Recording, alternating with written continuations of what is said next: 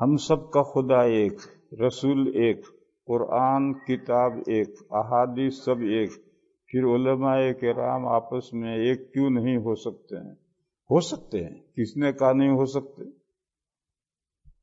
پھر علماء کرام آپس میں ایک کیوں نہیں ہو سکتے؟ غلط جواب ہے، ہو سکتے ہیں۔ علماء کرام اپنی ذات کی نفی کیوں نہیں کرتے؟ اب یہ تو علماء سے پوچھنے کی بات ہے، مجھ سے پوچھنے کی تھوڑی۔ علماء کرام آئی ایم نتھنگ، ہر آدمی یہ کہے آئی ایم نتھنگ، یہ تو علماء سے پوچھو وہ کیوں نہیں کرتے اپنی ذات کی نفی، مجھ سے پوچھنے کی تھوڑی ہے۔ باقی ایک نہیں ہو سکتی، غلط ہے، ہو سکتے ہیں۔ اس کی شرح یہ ہے، انڈیا، پاکستان، بنگلہ دیش میں چلے جاؤ، یہاں سے 100 گنا زیادہ علماء ہیں اور یہاں سے 100 گنا زیادہ مدارس ہیں، مگر حنفی دیوبندیوں میں کوئی اختلاف نہیں۔ شیعہ ہیں اور دوسرے فرقے ہیں، بریلوی ہیں، ان کو چھوڑو۔ جو حنفی دیوبندی ہیں، شافعی حنبلی بھی، شافعی مالکی بھی دیوبندی ہوتے ہیں، ان کو میں نہیں لے رہا۔ حنفی دیوبندی ہیں تو ان میں کوئی اختلاف نہیں۔ کیوں؟ وہاں چھوٹے بڑے ہیں، چھوٹے بڑوں سے کہتے ہیں، بڑوں کی بات چھوٹے مان لیتے ہیں۔ سب کا مرکز دارالعلوم دیوبند ہے، دیوبند جو کہتا ہے سبھی مدرسے، سبھی علماء مان لیتے ہیں۔ پریشانی اس وقت کھڑی ہوتی ہے جب کوئی لنکا میں جاتا ہے تو وہاں پہنچتے ہی 52 ہاتھ کا ہو جاتا ہے۔ اب کیا کریں؟ آپ کا پرابلم یہ ہے کہ جو لنکا میں پہنچا وہ 52 ہاتھ کا ہو جاتا ہے۔ اب کوئی چھوٹا ہی نہیں ہے، تو جب کوئی چھوٹا ہی نہیں ہے تو کوئی بڑا بھی نہیں ہے، سارے ہی بڑے ہیں۔ جب سارے ہی بڑے ہیں تو ان میں اتفاق کہاں سے ہوگا؟ قدرتی عمل ہندوستان پاکستان میں کوئی مسئلہ اختلاف، جو دارالعلوم فتویٰ دے گا سب مان لیتے ہیں۔ بنگلہ دیش میں اور انڈیا میں، بنگلہ دیش میں اور پاکستان میں بھی وہی دارالعلوم کا فتویٰ ہی چلتا ہے۔ حنفی دیوبندی میں کہہ رہا ہوں، دوسرے فرقوں کو نہیں لے رہا۔ اور آپ کے ان ملکوں میں، امریکہ میں، کینیڈا میں، برطانیہ میں، حنفی دیوبندیوں میں بھی اتحاد نہیں ہے، اس لیے کہ مرکز سے جڑے ہوئے نہیں، اور ہر ایک بڑا ہے، چھوٹا کوئی نہیں۔ اب میں کیسے سمجھاؤں بھائی یہ بات؟ ہمارے یہاں چھوٹے بڑے ہیں، بڑے کہتے ہیں، چھوٹے مان لیتے ہیں۔ آپ کے یہاں کوئی چھوٹا ہی نہیں، کیسے کام چلے؟ اور ابھی میں نے اور چھوٹا ہر ایک بڑا ہے، اور پھر آپ حضرات کھوٹے سے بندھے ہوئے بھی نہیں۔ ابھی میں نے 2 دن پہلے بتلایا تھا کہ یہاں ٹورنٹو میں ایک سیمینار ہوا 3 مسئلوں پر، بڑے اہم مسئلوں پر۔ میرے امام صاحب نے بتلایا کہ 2 سال پہلے یہاں سیمینار ہوا تھا، تو میں نے کہا دیوبند سہارنپور میں سے کون آیا تھا؟ کہنے لگے کوئی نہیں۔ میں نے کہا تم کیسے حنفی ہو؟ کھوٹے سے بندھے ہوئے نہیں ہو آپ حضرات۔ اللہ اکبر کبیر۔ کیا زکوٰۃ صرف کیش، سونا اور چاندی کی شکل میں ادا کرنا جائز ہے، یا کپڑوں کے ذریعے سے بھی زکوٰۃ ادا کر سکتے ہیں؟ کسی بھی طرح ادا کرو، زکوٰۃ کی مالیت غریب تک پہنچنی چاہیے۔ پھر غریب کے لیے جس میں زیادہ فائدہ ہے وہ چیز دینا زیادہ بہتر ہے۔ یہ غریب ہے، اس کے گھر میں سردی کا سخت زمانہ ہے، اوڑھنے کے لیے رضائی نہیں، اس کو تم نے 500 روپے دیے کہ لے رضائی بنا لیجئے، تو وہ گھر جانے سے پہلے خرچ کر ڈالے گا ادھر ادھر، اور بیوی بچے بیچارے سردی میں ٹھٹھریں گے، ان کو 500 روپے مت دو، ان کو رضائی بنا کر کے دو لے۔ قرآن میں ہے کہ اگر اللہ چاہتے تو یہ کفر نہ کرتے۔ اس کا مطلب یہ ہے کہ جو کافر کفر کرتا ہے وہ اللہ کی مشیت کی وجہ سے کرتا ہے، یہ غلط۔ اللہ چاہتے تو کفر نہ کرتے، یعنی کفر کو پیدا نہ کرتے۔ خالق ہر چیز کے اللہ ہے، مشیت تو بندوں کی ہے۔ میں نے آج عصر کے بعد بتلایا تھا کہ 3 چیزیں ہیں، علم، ارادہ اور اختیار۔ یہ ارادہ یہی مشیت ہے، یہ مشیت تو بندوں کی ہے۔ جب بندے کفر کو چاہتے ہیں تو اللہ کفر کو پیدا کرتے ہیں۔ خالق ہر چیز کے اللہ ہے۔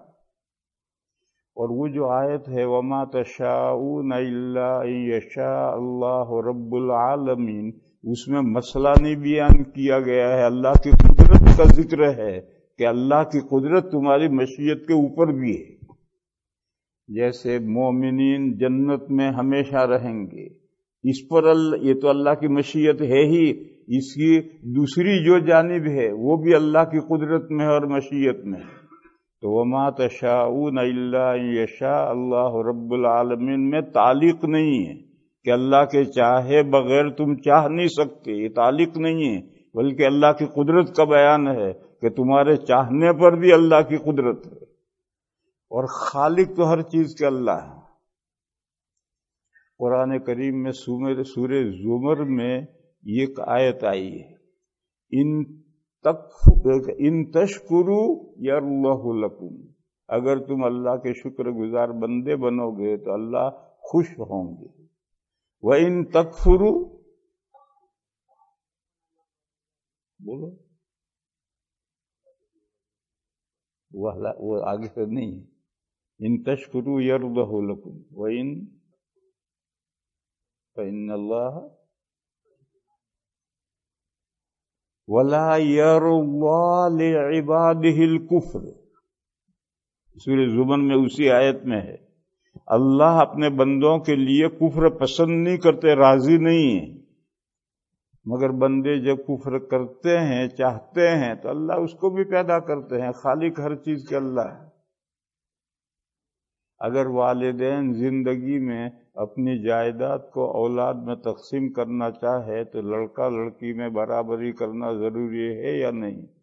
مفتی صاحبان یہ فتویٰ دیتے ہیں برابری زندگی میں دینا چاہے تو برابری کرنا ضروری ہے۔ ضروری کا مطلب کرنا چاہیے، چاہے میراث کے طور پر بانٹے۔ کیوں؟ زندگی میں میراث ہوتی نہیں، زندگی میں تو جو اولاد کو دو گے وہ گفٹ ہوگی، اور ہدیے میں لڑکے لڑکی کو برابر کرنا چاہیے۔ لیکن میں نے مسئلہ لکھا بھی ہے اور میں یہ کہتا ہوں کہ آدمی بوڑھا ہو گیا یہ سوچ کر کہ میں پتہ نہیں کب مروں گا اور میرے بعد اولاد جو ہے لڑے گی جھگڑے گی، تو میں ہی سب کو حصہ بانٹ کر دے دوں تاکہ اپنے اپنے پیروں پر کھڑے ہونے لگیں اور میرے بعد جھگڑا نہ ہو، تو اس میں لڑکے کو دگنا دینا چاہیے لڑکی سے۔ یہ میں کہتا ہوں، دارالفتہ یہ فتویٰ نہیں دیتا۔ ایک شافعی المسلک لڑکا سوشل ورک کرتا ہے، جن خاندانوں میں لڑائی جھگڑے ہوں ان کے ساتھ کام کرنا پڑتا ہے، کبھی عورت کے ساتھ تنہائی میں بیٹھنا پڑتا ہے 2-3 گھنٹے تک، دروازہ بھی کھلا نہیں چھوڑ سکتے۔ کیا یہ ملازمت اختیار کرنا جائز ہے؟ نہیں، اور یہ مجبوری، دیٹس یور پرابلم۔ میراث میں لڑکے کو دگنا حصہ کیوں ملتا ہے؟ سنو یہ میرے بھائیو، اس مسئلے کو سمجھو اچھی طرح سے۔ قاعدے سے لڑکیوں کو کچھ نہیں ملنا چاہیے، قاعدے سے، قیاس سے۔